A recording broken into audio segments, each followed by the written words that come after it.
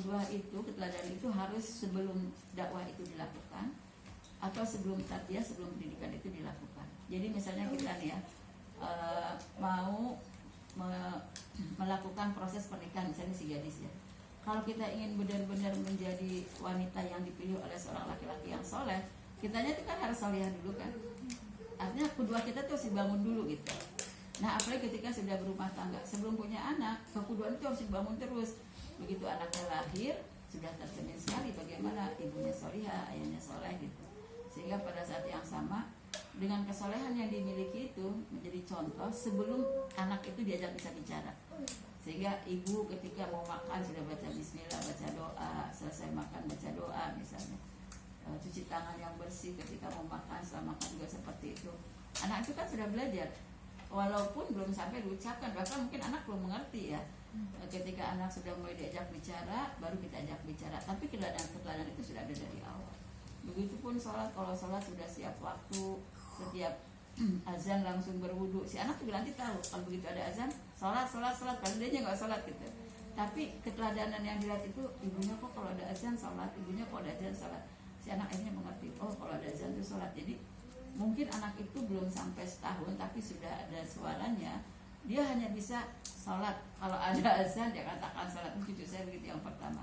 Semua orang kalau sedang perpustakaan ada azan yang sudah katakan sholat gitu ya. Nah apalagi ketika dia sudah mulai bisa berjalan, dia minta diajak berwudu, dia minta pakai mukena kita gitu, kita baca Quran, diambil Quran kita, itu sebetulnya karena ada keteladanan. Jadi keteladanan itu lebih ampuh daripada pembicaraan.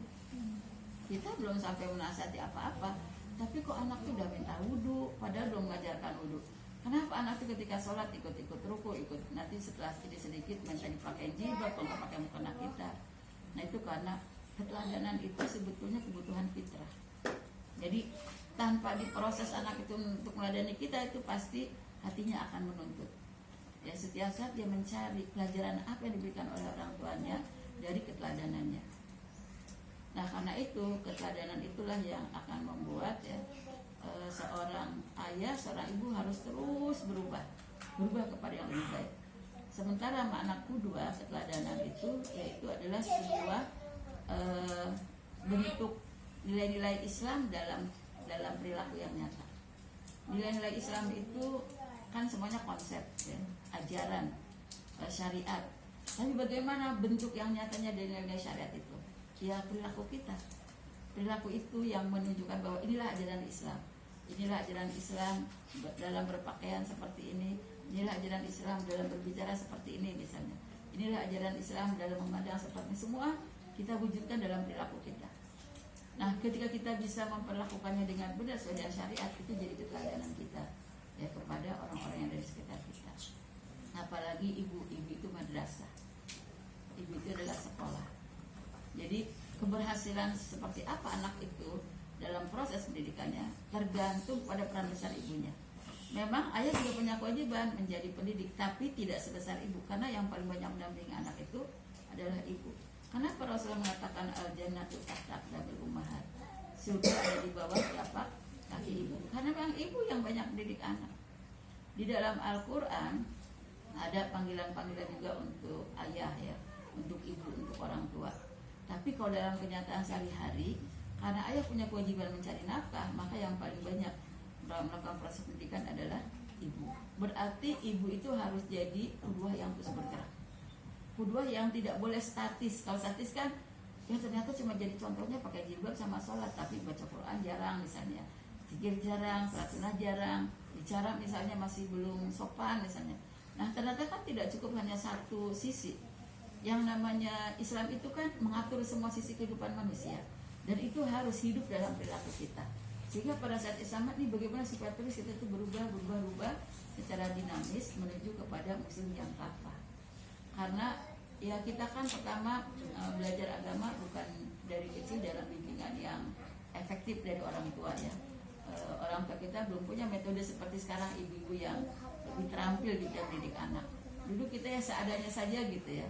Alhamdulillah kalau kita sudah diajarkan baca Quran dari kecil, diajarkan sholat berjamaah di masjid dari kecil, berguru kepada banyak orang dari kecil. Tapi ada juga kan yang bergurunya bukan pada guru agama, lebih kepada guru-guru pengetahuan umum gitu, sehingga bekal agamanya tidak banyak seperti yang dirasakan oleh kita sekarang. Nah karena itu pantas kejujuran kita terhadap nilai agama dalam bentuk perilaku sehari-hari itulah yang membentuk kita menjadi qudwah, yang menjadi teladan bagi anak-anak kita. Nah kemudian apa urgensinya, apa pentingnya sih kita memiliki keteladanan, apa pentingnya kita jadi teladan? Ada beberapa kepentingan. Yang pertama yaitu menjadi syarat suksesnya pendidikan. Pendidikan anak, kita nih alhamdulillah bukan seperti guru di kelas ya. Kalau guru di kelas tuh anaknya ada 30, ada yang 20, bahkan kalau di sekolah-sekolah yang negeri itu bisa sampai 40-an gitu ya, 40 anak. Nah kita tuh kan anaknya cuma sedikit ya, jarang yang sampai punya anaknya 10. Sini paling banyak berapa anaknya? Ya ada nggak yang punya anaknya 9? Enggak ya. Saya 8 anak, berarti saya paling banyak ya. Tapi itu kita belum sehebat bagaimana guru ketika mengajar di dalam kelas ya untuk semua anak itu. Dan tentu saja latar belakang keluarganya beda-beda cara didiknya. Terus yang kedua kemampuan anaknya juga berbeda-beda. Tapi guru mencoba untuk membuat semua anaknya itu menerima ya pelajarannya dengan baik dan menerima proses pendidikan dengan baik. Mereka kan lebih sebetulnya daripada kita, tapi mereka kan berhasil ya. Buktinya anak kita banyak yang terdidik dengan baik di tangan guru-guru di kelasnya ya. Nah kita kalau misalnya bisa belajarnya seperti guru, kalau guru itu malam ada persiapan. Ada nggak ibu-ibu yang malamnya ada persiapan? Saya besok mau membiasakan anak latihan ini, pembiasaan ini, saya mau melakukan misalnya peningkatan akhlak yang ini, yang itu misalnya. Kita kan belum tidak seformal itu kan. Tapi mungkin kalau rencana saja ada dalam pikiran, tapi dalam bentuk tulisan, persiapan yang rapi itu tidak ada. Nah itulah mengapa kita perlu dibantu, tidak cukup hanya di rumah. Karena kita nih jadi ibunya belum seprofesional ibu guru di dalam kelas. Jadi nggak bisa Bu kita cuma mendidik anak di rumah, harus kita bantu di sekolah-sekolah ya yang memang dikelola resmi ya oleh apakah pihak swasta ataupun pihak negeri. Untuk apa? Menyempurnakan yang di rumah tidak bisa kita lakukan. Karena kalau guru-guru dia tidak akan mencuci di kelas, dia tidak akan masak di kelas, dia tidak akan menyetrika di kelas, tidak akan bersih-bersih di kelas. Kalau kita kan semuanya, jadi nggak bisa kita akan melakukan seformal itu gitu ya di dalam rumah. Kesulitan untuk kita terlalu berat sekiranya kita kombinasikan seperti formal, seperti sekolah formal dan juga pendidikan non formal di rumah.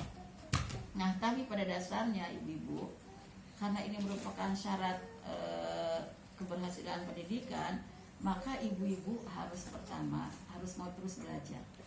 Karena kalau ilmunya kurang, keteladanannya kecil. Tapi semakin banyak ilmunya, keteladanannya semakin banyak. Jadi walaupun kita sudah sekolah formalnya selesai nih Bu, mungkin ada yang sudah S1-nya selesai, S2-nya selesai, bahkan mungkin sampai S3, bukan berarti kita sudah selesai belajarnya. Kalau kita ingin jadi qudwah tuh kita terus belajar dan belajar. Makanya kenapa belajar itu dari semenjak dalam boyan sampai ke liang lahat. Jadi ibu harus menyempatkan diri, menyempatkan membaca, menyempatkan datang ke majelis taklim. Kalau misalnya mengantar anak-anak sambil menunggu, kan biasanya oleh anak kecil seperti ini, balita ya, masih banyak yang harus ditunggu di kelas ya. Setelah belajar di kelas, di perlahan-lahan sampai ditinggal dari ruang kelas, tapi anak ingin tahu kita ada nggak di dalam lingkungan sekolah. Kita sambil nunggu kan bisa bikin pengajian, acara-acara taklim gitu ya. Karena boleh jadi kalau kita pulang ke rumah belum tentu anaknya bisa tenang di kelas. Selain itu juga kita tidak mendapatkan ilmu yang lain. Nah jadi untuk memperbanyak qudwah itu kita pertama belajar. Tapi belajarnya lebih kepada nilai-nilai Islam. Kalau nilai-nilai Islam itu sudah, tapi kapan kita disebut Muhammadiyah itu cukup ya nilai Islam. Karena Islam itu sangat luas sekali ya, luar biasa, makanya nggak akan pernah berhenti dan puas untuk belajar dari nilai-nilai Islam. Nah kemudian yang kedua dilaksanakan. Ilmu yang kita sudah pelajari dari ajaran Islam itu kita laksanakan. Kalau untuk mungkin teknis aplikasinya kita bantu dengan pengetahuan umum, apakah psikologi, apakah ilmu sosial, mungkin juga ilmu ekonomi untuk ya efektivitas dan penghematan ya. Tapi fondasi yang paling utamanya adalah pemahaman terhadap nilai agama. Nah setelah itu tentu kita harus berikutnya adalah bagaimana kita mengupayakan menjadi yang terdepannya. Kan kita sudah punya ilmunya, terus kedua sudah kita amalkan. Tapi kalau kita masih sama seperti ibu-ibu yang lain, kita belum menjadi qudwah yang menonjol. Misalnya ya, yang lain baca Qurannya sehari 2 halaman, kita juga 2 halaman. Terus yang lain sholat 5 waktu, kita juga sholat 5 waktu. Tapi yang lain nggak sholat sunnah, kita juga nggak sholat sunnah. Yang lain nggak zikir, kita juga nggak zikir gitu ya. Dalam beberapa hal kita sudah berubah, sudah bagus. Tapi ketika kita tidak mencoba untuk menjadi lebih baik dan lebih baik, maka keteladanan itu akan tertinggal dengan orang lain. Seandainya si A, ya, ibunya terus berubah lebih baik, maka anaknya akan lebih baik. Nah, kita yang misalnya segitu saja gitu ya keteladanannya, tidak menjadi yang lebih baik dan tidak ada komitmen untuk menjadi yang terbaik, maka anak kita akan terbatas ya, meneladani kitanya. Jadi kalau kita misalnya berdoa Rabbana hab lana min azwajina wa dzurriyyatina qurrata a'yun waj'alna lil muttaqina imama. Kan kita minta yang terbaik dari orang yang bertakwa karena kita berharap anak kita akan jadi pemimpinnya. Tapi kita tidak mencoba untuk jadi ibu yang terbaik dari semua ibu-ibu. Kira-kira anak kita akan jadi pemimpin dari anak-anak ibu yang lain nggak? Nggak bisa. Jadi kitanya juga harus punya semangat untuk berubah kepada keproporan, ya, kepemimpinan, keteladanan yang lebih baik. Jadi memang selain pertama belajar, jangan berhenti. Yang kedua, praktekkan apa yang sudah kita ketahui. Yang ketiga, ada semangat untuk berubah yang lebih baik daripada yang lain. Karena pada akhirnya fastabiqul khairat ya. Untuk membuat anak itu menjadi imam bagi generasi orang-orang yang bertakwa, itu harus ada semangat dari orang tuanya fastabiqul khairat. Makanya isi-isi Rasul itu dipesankan oleh Allah, lastunna ahadin minan nisa, kamu tidak seperti wanita biasa. Mau minum nggak adik? Bundanya namanya aslinya apa? Oh ya, Hafsah ini. Masya Allah, istri Rasulullah, nama istri Rasul ya.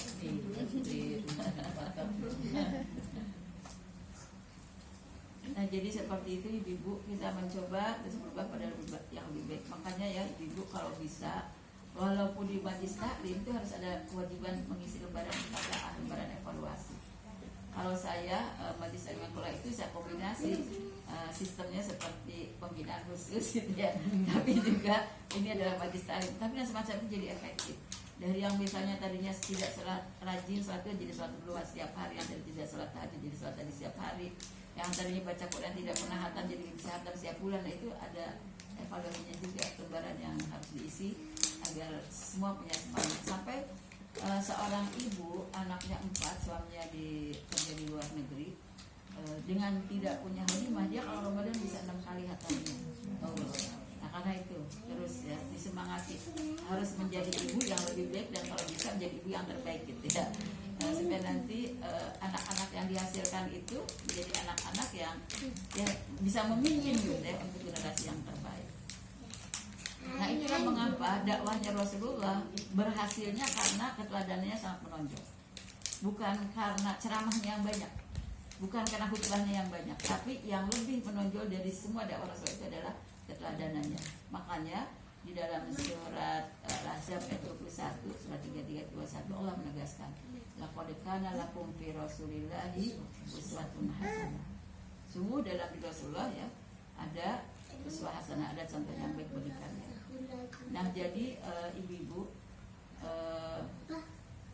termasuk guru-gurunya guru itu adalah ibu kedua di bagian anak di sekolah ya. Nah, karena itu juga sama harus menjadi teladan. Kita sebagai pengurus yayasan juga harus menjadi contoh teladan bagi guru-gurunya. Jadi setiap orang tuh sebetulnya jadi teladan semua gitu ya. Walaupun yang pasti kulukum ra'in wa kulukum mas'ulun an ra'iyati ya. Terus wal mar'atu ra'yatun fi baiti zawjiha wa hiya mas'ulatun an ra'iyatiha.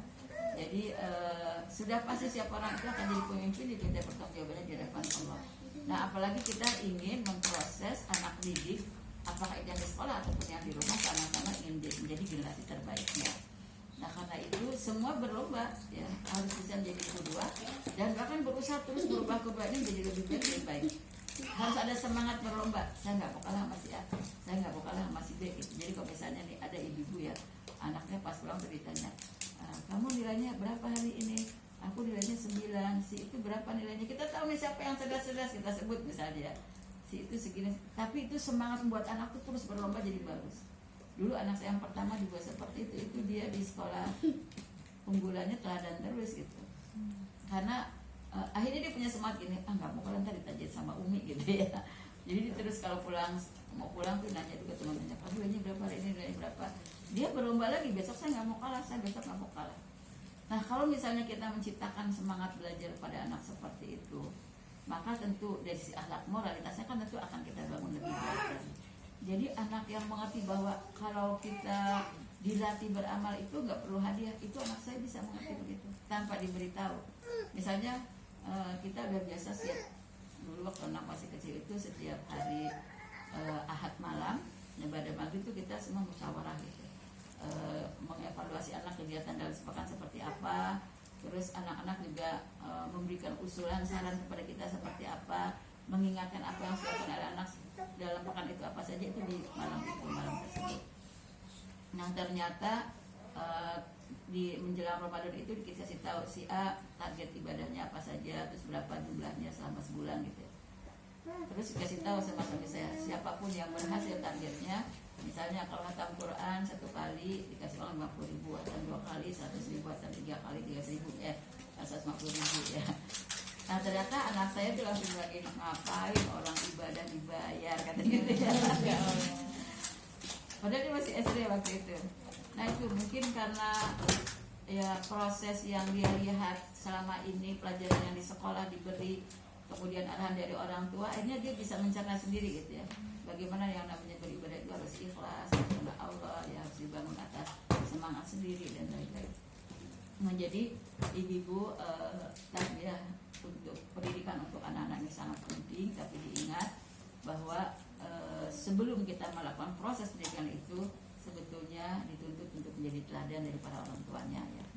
Nah kemudian juga yang berikutnya tentang pendidikan yang kita lakukan harus kembali kepada konsep Islam, karena keteladanan saja tidak cukup kalau konsepnya konsep Barat. Misalnya kita ingin jadi anak orang tua yang baik, ya kita bagus, tapi cara berpikirnya belum yakin betul bahwa Islam itu konsep satu-satunya yang paling baik bagi manusia. Ternyata masih lebih banyak psikologinya daripada Quran dan hadisnya misalnya, masih lebih banyak pendapat Baratnya daripada pendapat Islamnya. Nah yang semacam ini juga nggak akan berhasil. Mendidik manusia menjadi yang terbaik itu kata Rasulullah, ada bani Robi fa ahsana ta'dibi. Ya, Robku telah mendidik aku, maka pendidikan yang terbaik ada yang diberikan kepadaku. Berarti kita harus mengambil konsep pendidikan itu konsep Islam yang diberikan oleh Allah dan Rasulnya.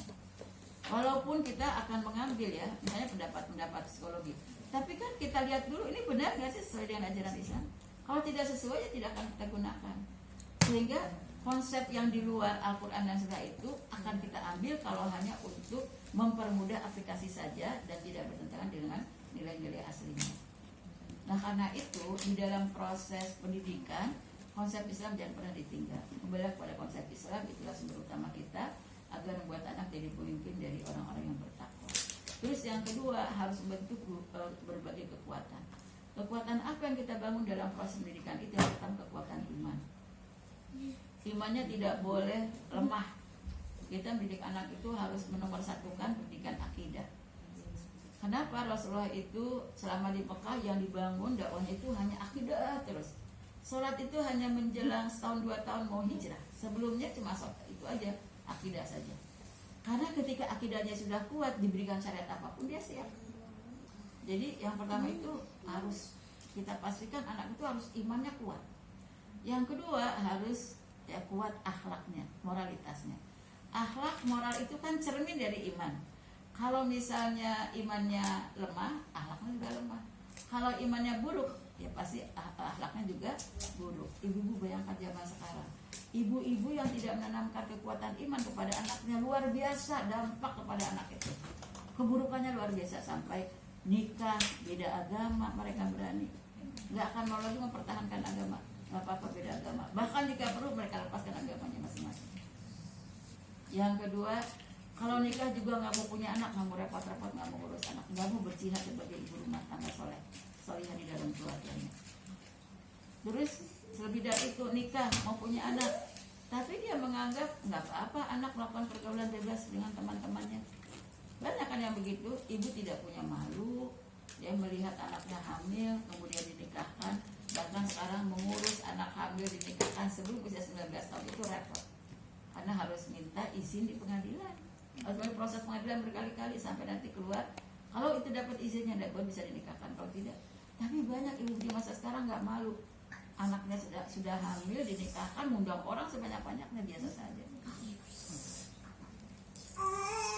Nah, lebih dari itu sekarang juga kan kebijakan tidak terlalu mendukung di perguruan tinggi, karena ada peraturan menteri di peraturan nomor 30 itu tidak menekankan tentang adanya larangan zina. Sekarang itu lebih kepada yang penting suka sama suka. Kalau tidak suka dipaksa, nah itu baru diproses secara hukum. Tapi kalau suka sama suka nggak ada kaitannya dengan masalah hukum.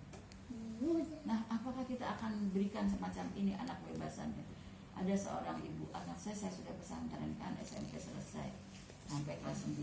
Terus anak saya nggak mau di pesantren lagi, maunya ke sekolah umum, dimasukkan ke sekolah umum. Ternyata masya Allah bu, pas kuliah pacarannya sama orang beda agama. Dibawa ke rumah orang tuanya, ibunya kan juga berapi orang baik gitu ya. Ibunya kaget, nak kenapa kamu pacaran sama orang yang tidak seagama? Nggak apa-apa lah katanya, yang penting nggak suka sama suka. Kalau nggak cinta buat apa nikah, menderita katanya. Udah dinasihatin apa sih, sampai ibunya nangis, sampai akhirnya kata ibunya, udahlah kalau kamu menikah juga udah anggap aja kamu nggak punya ibu. Ibu ternyata nggak cukup bu, di pesantren saja dilepas begitu tanpa terus diarahkan, dibimbing, dinasehati, ya ditanamkan ya, akidahnya dikokohkan. Yang sudah ada itu lama-lama ternyata hilang juga ya oleh lingkungannya. Nah, jadi harus ada kekuatan iman, kekuatan akhlak. Akhlak itu cermin dari imannya sendiri. Makanya kata Rasulullah, akmalul mu'minina imanan ahsanul khuluqa. Mukmin yang paling sempurna adalah mereka yang paling baik akhlaknya. Dia satu garis lurus bu, kalau imannya bagus, akhlaknya bagus. Tapi kalau imannya turun, akhlaknya juga turun. Nah, dalam proses pendidikan, hanya dengan konsep Islam itu nanti akan bisa memperkuat imannya, memperkuat akhlaknya. Yang ketiga, memperkuat ilmunya.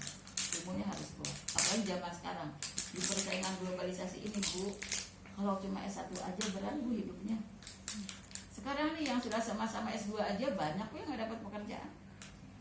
Karena memang selain mereka juga pendidikannya tinggi, harus punya banyak keterampilan kalau di masa sekarang. Keterampilan bahasa, keterampilan komputer, bahkan mungkin ada keahlian-keahlian lain yang mendukung di latar belakang pendidikannya. Nah, jadi pantas ini ibu, ilmu terus kuat. Kita bilang sama anak-anak, ibu nggak bisa ngasih uang jajan banyak-banyak untuk apa, agar kamu bisa sekolah. Terus misalnya kalau dulu bu, saya sih punya anak saya, cuma anak-anak semua saya ajak prihatin bu. Sebetulnya ibaratnya begini ya, saya sanggup bu membuat anak itu setiap hari antar jemput gitu ya. Tapi saya nggak pernah antar jemput. Mereka naik bis sendiri, jalan kaki, uang hanya sepasnya gitu ya. Itu pun zaman itu misalnya 20.000 itu udah sama makan sama ongkos. Mereka kalau mau beli pulsa kami sisain dari uang gitu ya. Jadi